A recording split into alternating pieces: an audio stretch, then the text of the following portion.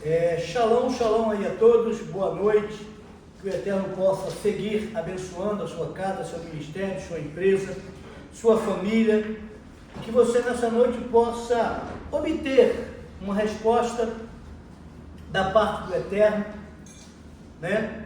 Provérbios 14, versículo 8 diz que a sabedoria do sábio é conhecer o seu próprio caminho. E eu gostaria nessa noite de começar perguntando a você se você conhece o seu próprio caminho, porque existe um caminho e você precisa conhecer esse caminho, e esta é a sabedoria do sábio, conhecer o seu próprio caminho. Este versículo de Provérbios 14, versículo 8, eu deparei com ele assim que me converti, e ele mexeu muito com a minha vida, porque eu me questionava, como eu posso falar para alguém sobre algo que eu não conheça? Então eu preciso conhecer, eu preciso prosseguir em conhecer, para que eu possa explicar qual é a razão da minha fé. E se eu tenho uma base muito boa em conhecer o caminho que eu vivo, o relacionamento que eu tenho e com quem eu tenho, isso me fortalece para que eu possa estudar no meio, até mesmo no meio da universidade. E quando você pega a palavra universidade, ela é uma junção de duas palavras. Uni, que significa único, e diversidade, que é uma multiforma, é uma multissabedoria. Então há uma unidade na diversidade. E quando eu falo em unidade com diversidade, eu lembro de John Walker, Harold Walker, um pessoal de Rubiataba, Santa Catarina, que há muitos anos ministrou muito a minha vida. Eu não vou esquecer nunca de como eu aprendi algo com eles, e tinha uma frase que ele dizia, e que até hoje martela na minha vida, que ele diz assim: no essencial precisamos ter unidade, no não essencial há diversidade, mas sobretudo que permaneça o vínculo do amor. Então tem coisas que eu consigo não negociar porque é essencial. Tem coisas que eu consigo negociar porque não é essencial. Mas, sobretudo, no que é essencial e naquilo que não é essencial, precisa prevalecer o vínculo do amor. Porque o amor é o oxigênio do reino. Então eu quero perguntar algo para você nesta noite. Você está pronto para responder qual é a origem da tua fé? Você está pronto para defender aquilo que você crê?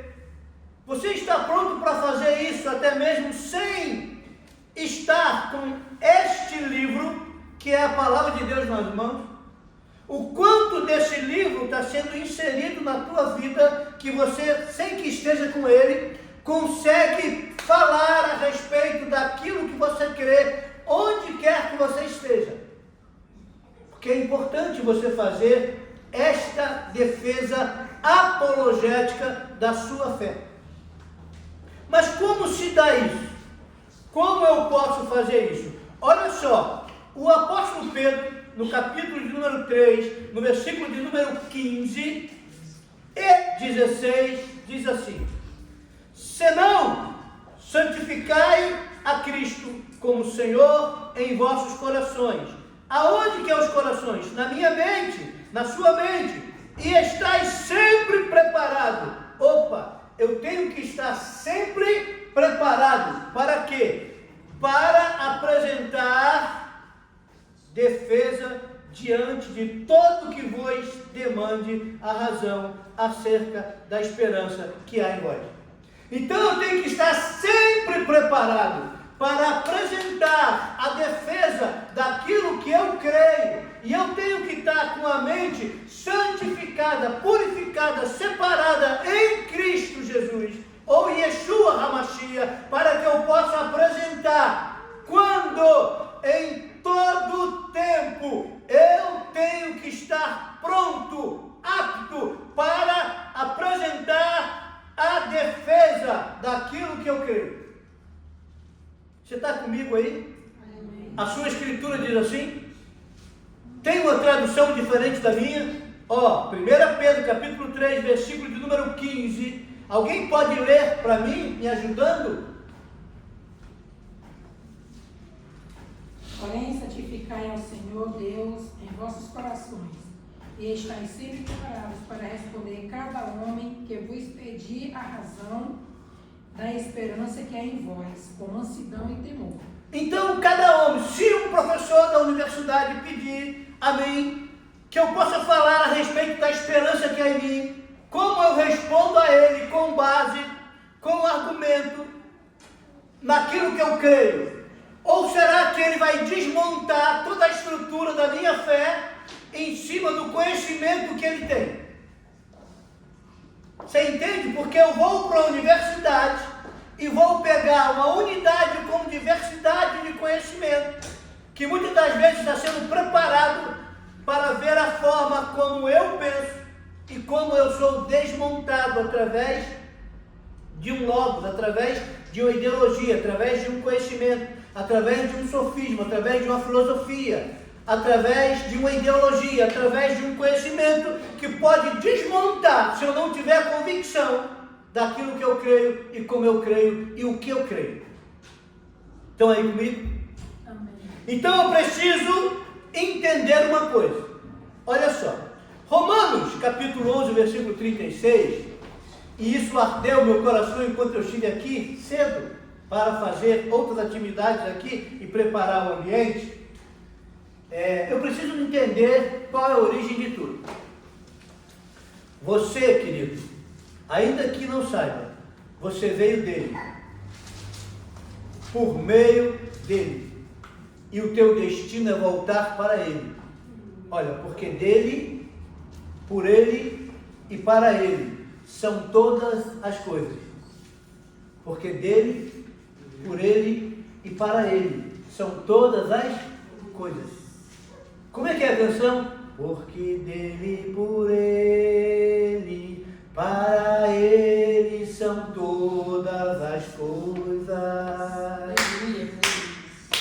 Porque dele, por ele, para ele são todas as coisas. De novo. Porque dele, por ele, para ele são todas as coisas. Qual a origem? De onde você veio? Dele, por ele, Qual meio? para ele, Qual o destino? Você veio dele, por meio dele, e volta para ele.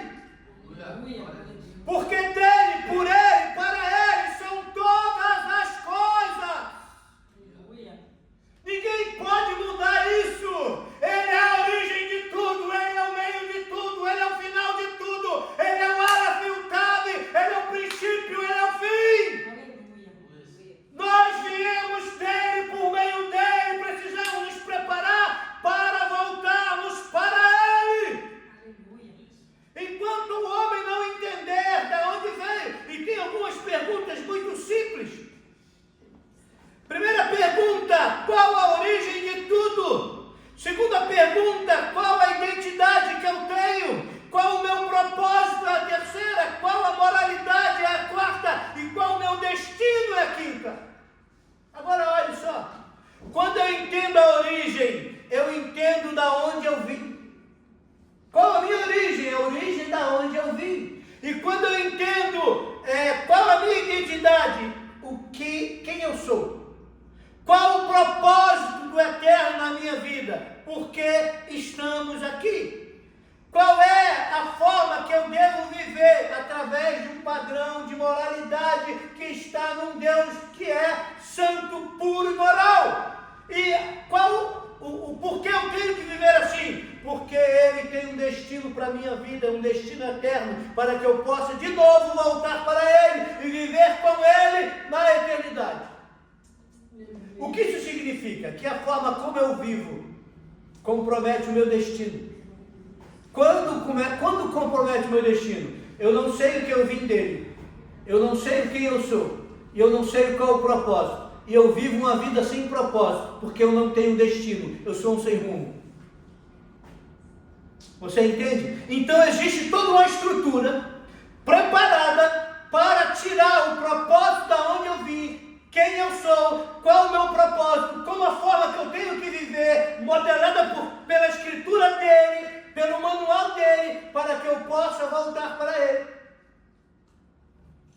Você entende? Se você tirar o peixe da água, ele não sobrevive. Se você tirar a ave do céu ou quebrar uma das asas, talvez ele não sobreviva. Não é? Cada espécie foi feita com um objetivo, mas alguns vieram da terra, outros vieram do ar, outros vieram da água, mas existe um ser que veio de Deus e só tem vida se estiver conectado em Deus, porque o destino é voltar para ele. Você veio de Deus, porque dele. Como você veio? Por ele. E como você volta? Para ele. Qual a tua origem? Ele. Qual o meio? Por ele. E qual o destino? Para ele. Quando você entende isso, fica mais fácil. Só que aí entra um problema. Entra um problema daquele que te aconselha, daquele que te orienta, daquele que te instrui, daquele que te discipula, daquele que faz mentoria, daquele que escreve, daquele que faz você acessar conteúdos que é escrito por ele, mas você não sabe qual é a fonte que ele busca. Então existem 3 grandes movimentos na humanidade que vai interferir na forma como você pensa. E muitas das vezes você pega o conteúdo, você lê o conteúdo, você absorve o conteúdo, você transmite o conteúdo, mas você não sabe a fonte que vem esse conteúdo. Porque tem muita ciência, tem muito conhecimento, tem muita filosofia baseado na árvore do bem e do mal, e não na árvore da vida. Isso muda muita coisa em nossa vida. Por exemplo, a maioria de nós não sabe diferenciar o teísmo, o ateísmo do politeísmo. São 3 coisas muito parecidas, mas totalmente diferentes. E se eu perguntasse para você, você é ateísta, você é politeísta? Você é teísta?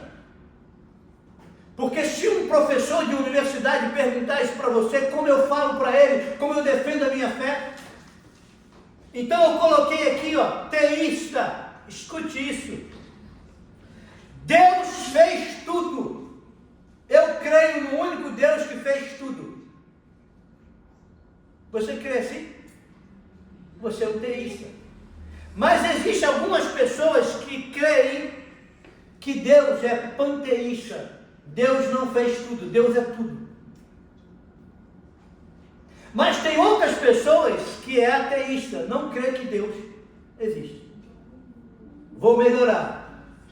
O teísta crê que Deus fez a pintura. Ele pegou um quadro, ele pintou uma obra magnífica. O panteísta não crê que foi Deus que pintou, mas que Deus é a pintura. Agora, o ateísta crê que tudo se criou a partir do nada, sem Deus. Só que todo movimento ateísta é o que predomina no humanismo secular. Então, o humanismo secular diz que Deus não existe e coloca o homem no centro.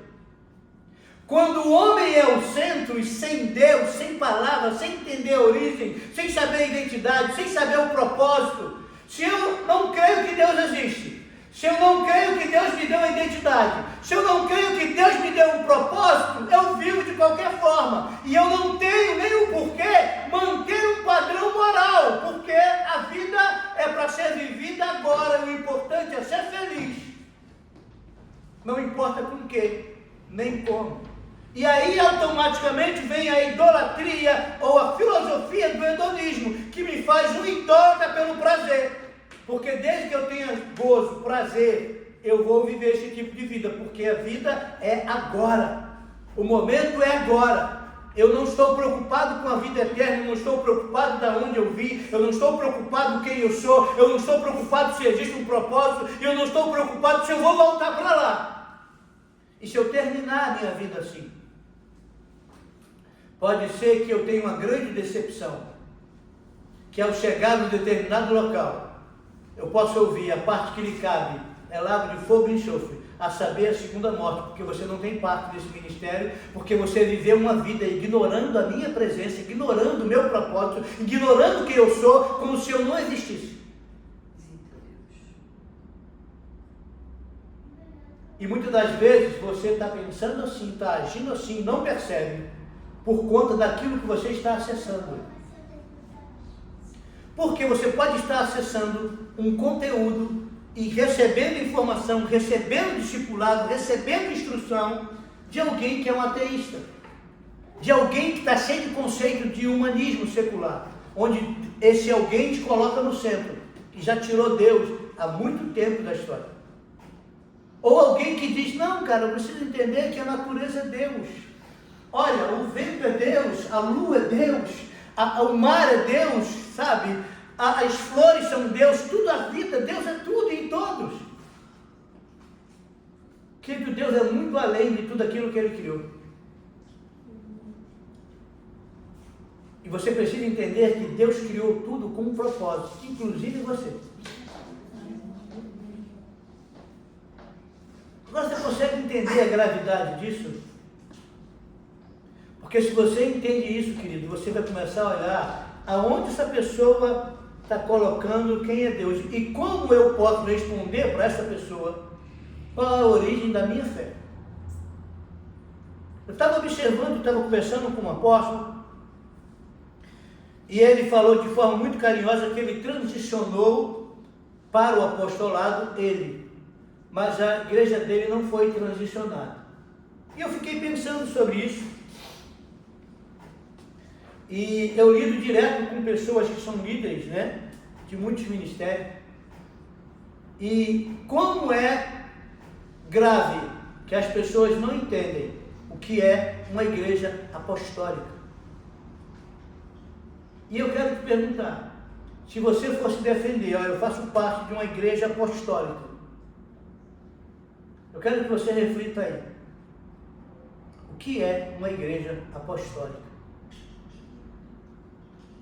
Porque a maioria pensa que ser um apóstolo é um título. Apóstolo Almir Santana.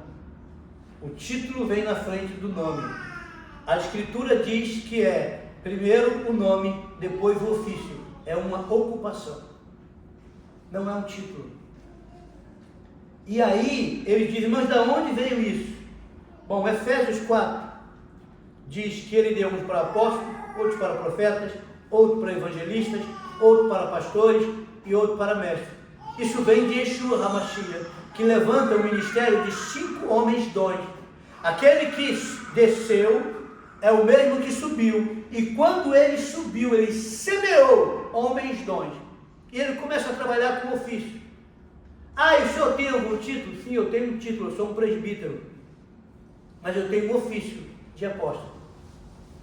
E o apóstolo, segundo a Escritura, é o menor, porque ele é fundamento, ele coloca bases para que outro cresça. Só que veio uma estrutura religiosa e mudou e criou uma hierarquia, e substituiu os apóstolos de Yeshua por bispos, por arcebispos, por cardeais. E hoje nós não sabemos, nós só conhecemos a figura do pastor, mas nós não conhecemos o que é um mestre, o que é um profeta, o que é um pastor, o que é um evangelista, por ofício. E achamos que muitas das vezes a obrigação de defender este evangelho é somente desses que têm ofício. E Deus te chamou para ser testemunha, tanto em Jerusalém como Judéia, Samaria, até os confins da terra.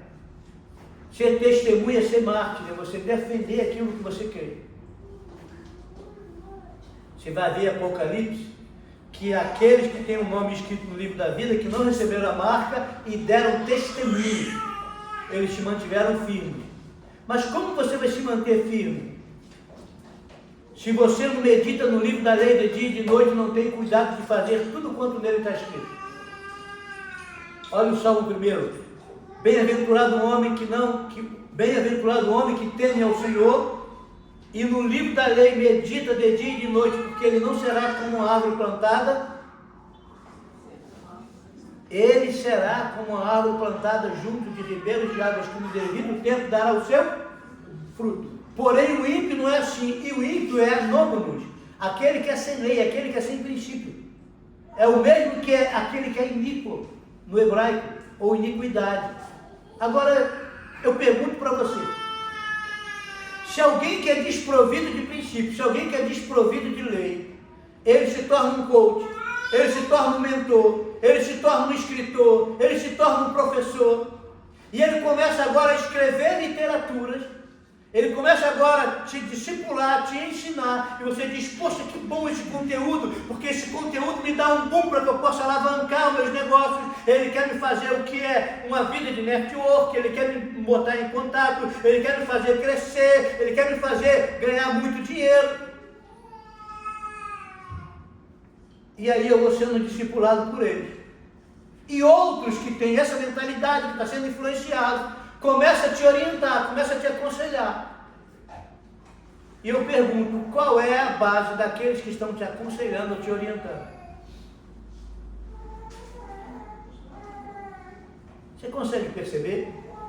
Porque se você não souber da onde você veio, qual é a tua identidade, qual é o teu propósito, como viver uma vida diante desse que te deu uma identidade, te deu uma origem, te deu um propósito, e que você, o tempo todo que está aqui, está se preparando para voltar para lá, para ele, você pode se perder no caminho. Eu tenho aqui instrumentos que eles estão afinados, mas se eu afrouxar uma dessas cordas, eu estrago as outras que estão afinadas. É só torcer um pouquinho e desregular, mas vai ser um instrumento do mesmo jeito. Só que o que ele vai produzir está fora. E eu vou olhar para ele e dizer, não, mas isso é um instrumento. Sim, é. Mas ele tem todas as cordas? Tem. Ele tem como amplificar o som? Tem. Ele tem uma estrutura, mas está desafinado. Por que está desafinado? Porque alguém distorceu uma tarraxa. Se um teclado desse ou uma tecla desse emperrar, eu vou vir dó, ré, mi, fá, sol, lá, pé. Dó, ré, mi, fá, sol, lá, si, dó. Vamos de novo. Porque tem algo que saiu do padrão. Só que existe alguém que era no reino um aferidor de medida. Ele conseguia aferir a medida, ele sabe o que é a medida exata. Como ele também sabe distorcer. E não somente sabe distorcer, como ele não tem o poder de criar, mas ele tem o problema de distorcer, de trazer uma imagem e transformar uma imagem numa caricatura. Você consegue entender isso? Da onde você veio? Qual é a tua identidade? Qual o propósito que ele te deu? Como você vive isso diante dele? Entendendo que tudo isso vai te levar de volta para ele, ou não? Vamos andar, para começar a terminar, tudo bem? Porque não é que a mensagem vai ser longa. De repente ela vai ser muito objetiva. Mas ela vai te marcar nessa noite para que você fique incomodado.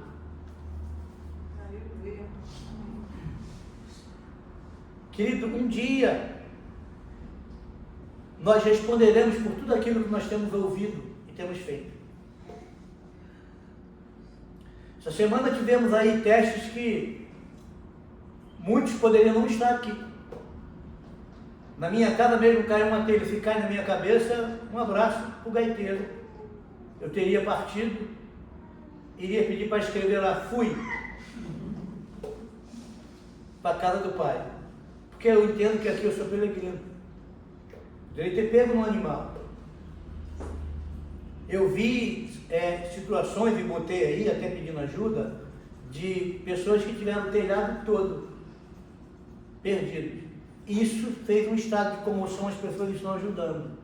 Mas eu quero te mostrar um outro lado. Aonde caiu essas telhas? Será que todas caíram no quintal de alguém? Ou será que não só desse que nós sabemos, mas de diversos locais que tiveram telhas voando e estruturas desabando? Será que vidas foram ceifadas nisso? Porque a gente está orando para restaurar e que Deus restaure todo aquele que perdeu o seu telhado. Mas e aquele que perdeu a vida por conta de telhados que voaram? Eu não tenho visto as pessoas olhando porque se subiu uma telha, irmão, ela caiu em algum lugar. Como caiu na minha casa. Eu não sei de onde veio, era uma telha grande. Ela quebrou a minha caixa d'água de concreto. Uma telha quebrou a tampa da minha caixa d'água de concreto. Dividiu no meio, tá lá. Só cobri que eu vou ter que ajeitar. Agora imagine se ela cai na minha casa, que ela é frágil, aquele telhado.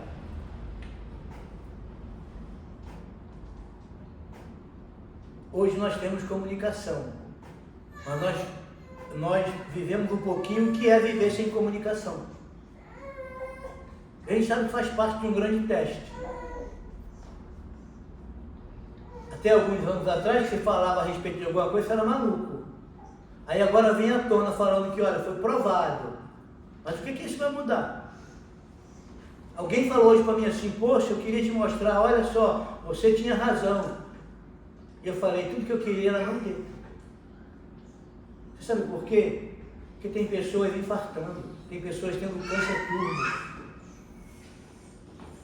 E se eu não tivesse razão, talvez isso não estivesse acontecendo. E eu não quero, agora eu tenho razão. Querido, eu não queria ter razão. Porque eu ficaria muito mais feliz se as pessoas estivessem saudáveis e eu estivesse errado. Porque não se trata de ter razão.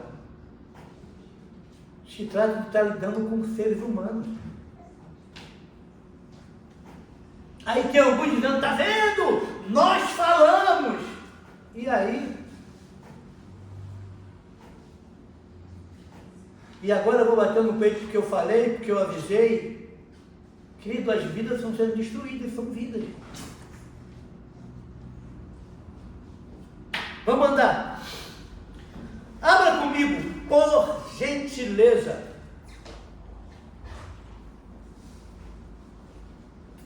O livro de Jonas. Nós já falamos muitas e muitas vezes aqui. Tá? Livro de Jonas, capítulo 1.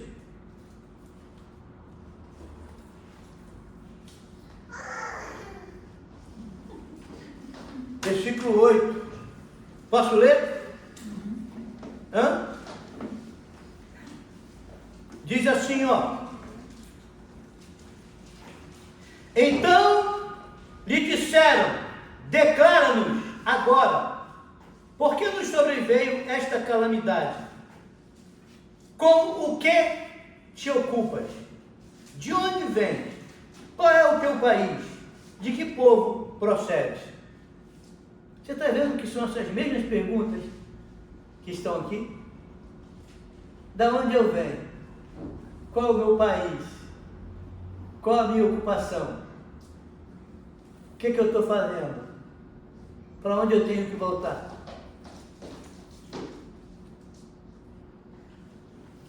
E olha que coisa interessante, alguém está no sufoco, porque tinha alguém fugindo do propósito. Vou repetir. Alguém estava fugindo do propósito e trouxe calamidade para a vida do outro. O mar estava revolto. Eles não sabiam mais o que fazer. Cada um clamava de acordo com aquilo que acreditava, e a maioria deles aqui era panteístas. E eles queriam entender o que estava ocorrendo. Só que enquanto está ocorrendo uma grande tempestade, havia alguém no porão dormindo. Sabe o que isso significa? Que você pode estar no meio de uma tempestade e achando que a tempestade está sendo produzida pelo inimigo. mas é o próprio Deus que está usando a tempestade para te despertar, porque você saiu do propósito e está desafinado, e Deus quer te usar as circunstâncias para te afinar.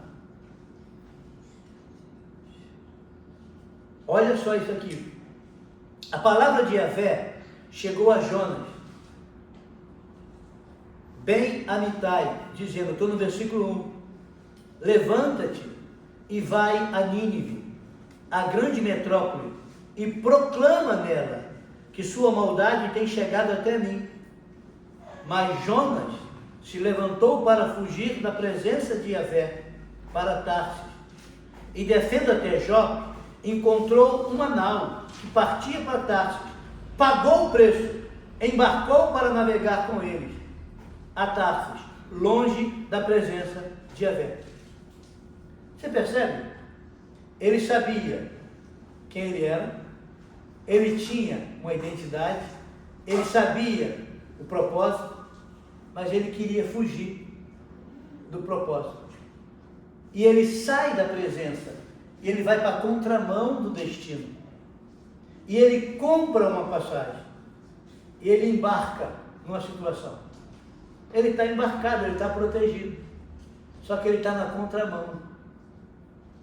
Talvez alguém diga assim, eu tenho estrutura, eu tenho dinheiro, eu tenho como financiar a minha viagem, eu estou viajando agora, eu tenho como me custear.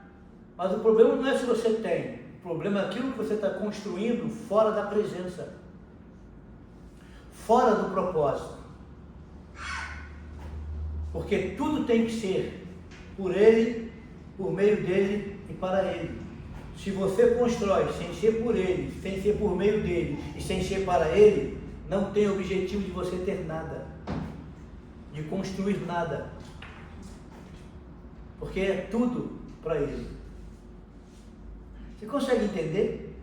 Olha o que ele diz mais. Mas Yahvé mandou um vento. Quem mandou um vento? Versículo 4. Um vento impetuoso sobre o mar, e uma grande tempestade ergueu-se no mar, de maneira que a nau estava a ponto de romper-se. Temeram os marinheiros, e cada qual clamava ao seu. Eles eram politeístas, cada um tinha um, e todos eles clamavam pelo seu. E olha o que acontece aqui, cada um clamou pelo seu Deus. E lançaram a carga ao mar para aliviar a nau. Enquanto isso, Jonas havia descido até o fundo da nau e, tendo-se deitado, dormia profundamente. E o chefe da nau aproximou-se dele e lhe disse: o que fazes adormecido? Levanta-te e clama ao teu Elohim. Talvez a Elohim atente para nós e não pereçamos. Em seguida, cada um disse ao seu companheiro: vinde, lancemos sorte para saber de quem é a culpa por este mal que nos sobreveio. E lançaram sorte, e a sorte caiu sobre Jonas. Agora eles sabem, por uma prática pagã, que o problema que estava tendo na embarcação era por conta de um homem. E por que ele estava com problema? Porque ele resolveu sair da presença, comprar passagem com o dinheiro dele, embarcar para onde Deus não mandou ele ir, fazer uma viagem na rota da contramão, fugindo da presença de Deus, porque ele não queria o propósito que Deus tinha para ele. Você consegue ver? E aí o que acontece?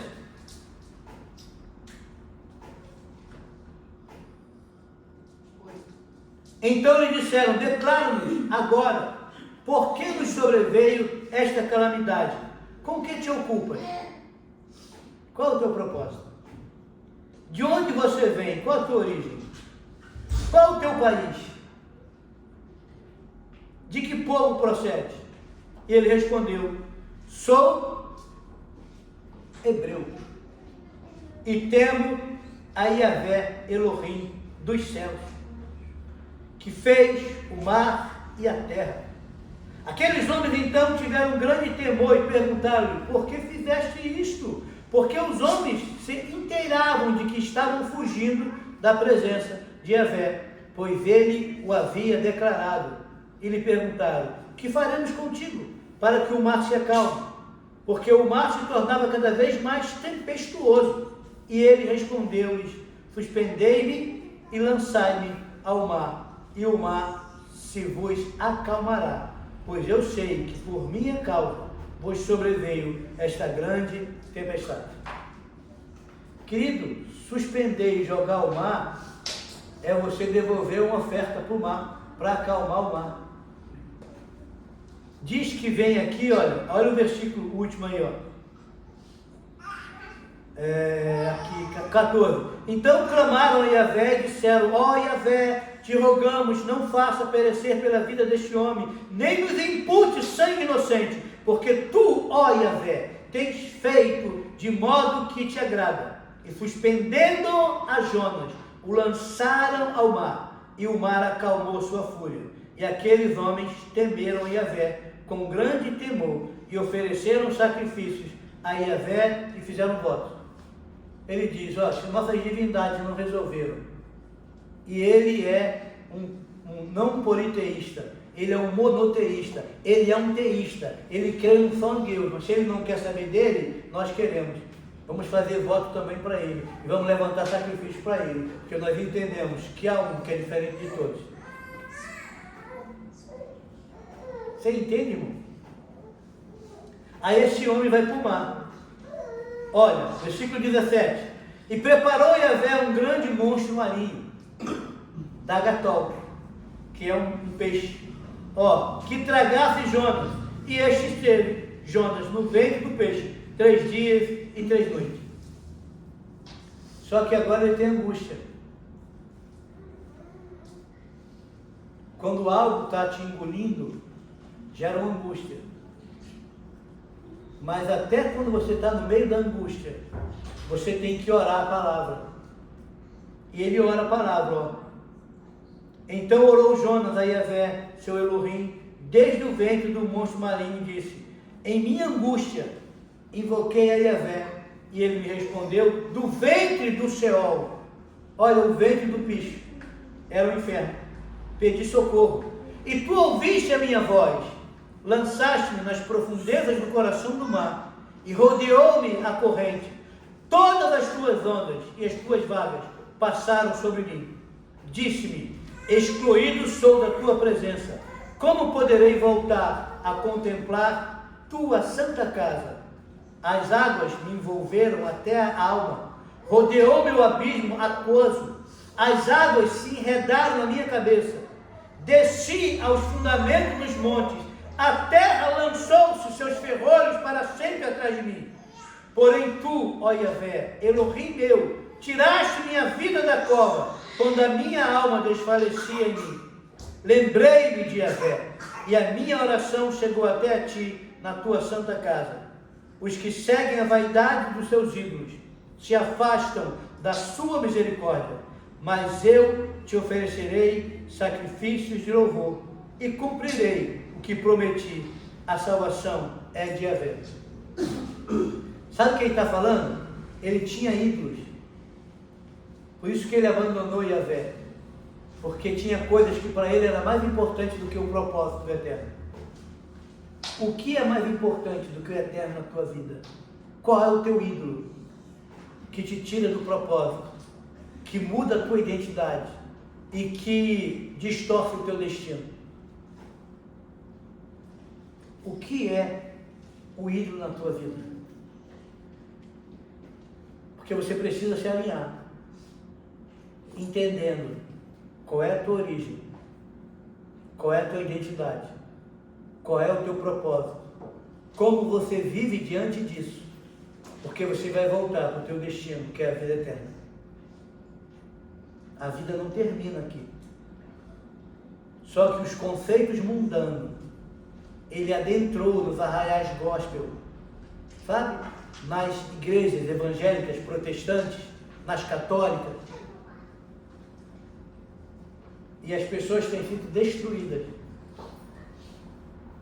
porque perderam a noção do que é o que. E qualquer livro te discipula. Vamos fechar? Vou te falar a tua origem, a tua cidadania. Filipenses, capítulo 3, versículo 20.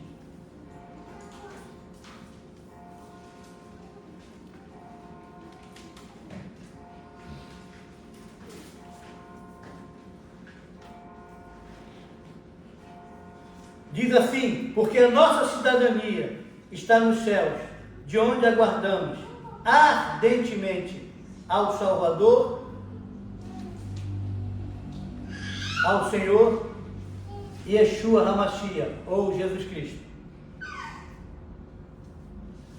Tem traduções que diz assim, ó, ansiosamente.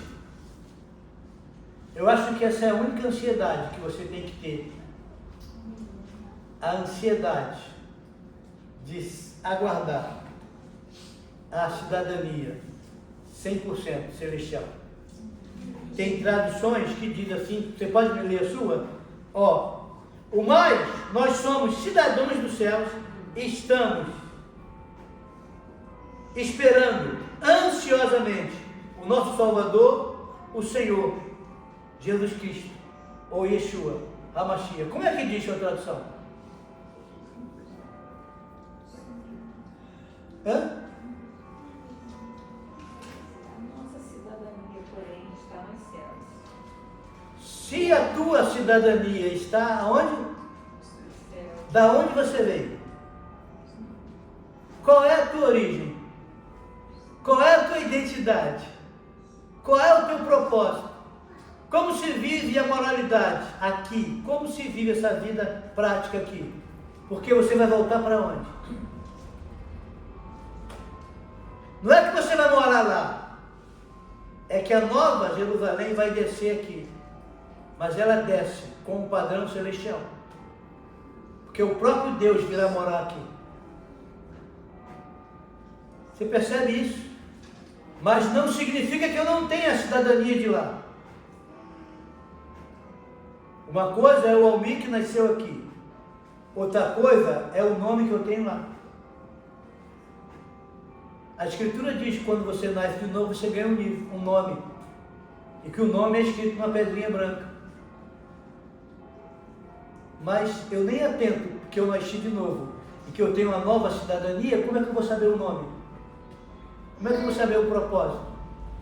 Como é que eu vou perguntar como eu tenho que me portar aqui?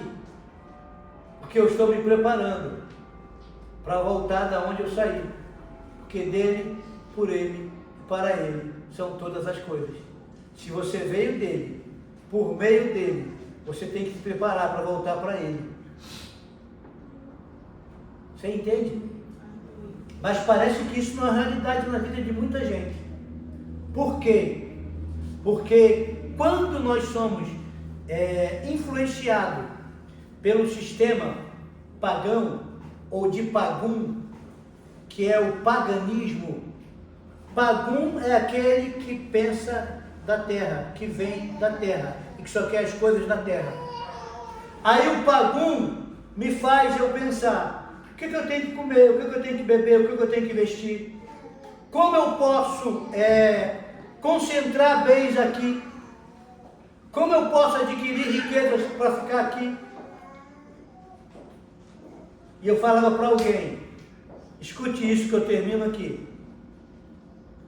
Se você tiver um bunker para se refugiar, mas se tiver desalinhado com o eterno, o bunker não vai valer de nada, porque você está desalinhado.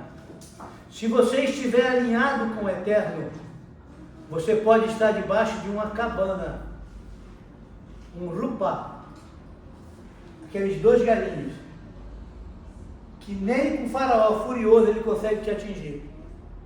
Porque aquele que habita no esconderijo do Altíssimo, à sombra do Onipotente, descansará. Então não é a estrutura que você tem, é se você está no habitat dele. Aquele que habita é um local de morada, é um local normal. Mas você só vai querer permanecer lá se você entender da onde você veio, quem é você, qual o teu propósito, como conservar isso num estilo de vida, porque você está se preparando para voltar para Ele. Todos nós somos eternos e todos nós iremos passar a eternidade em algum lugar. Deus preparou a eternidade para que você viva com Ele e criou um plano para quem saiu do plano. Mas se você insistir, ficar fora do plano, vai dar ruim para você, como pode dar ruim para mim. Então eu tenho que conservar aquilo que eu tenho, para que ninguém roube a minha coroa. Você também. Que o Eterno te abençoe, que o Eterno te guarde. E cuidado com aquilo que você acessa. E cuidado com quem está te discipulando. Procure saber se é teísta, ateísta ou politeísta. Ou se está simplesmente ensinando com o humanismo secular, onde o homem se tornou o centro. E cuidado com o que você canta. Porque, olha, eu posso pegar uma música dizendo que você é o espelho, que você reflete a glória do Senhor. Não é uma música muito linda? Mas é uma música ou uma adoração humanista. Me acha Deus nessa história. Porque o homem é o centro. Não tem Deus. É uma canção altamente humanista, onde o ser humano virou o centro dela. E tudo aquilo que coloca você como centro é porque Deus já saiu. Porque tudo é dele, por ele e para ele. São todas as coisas. Tá? O Eterno te abençoe aí, no nome de Yeshua HaMashiach.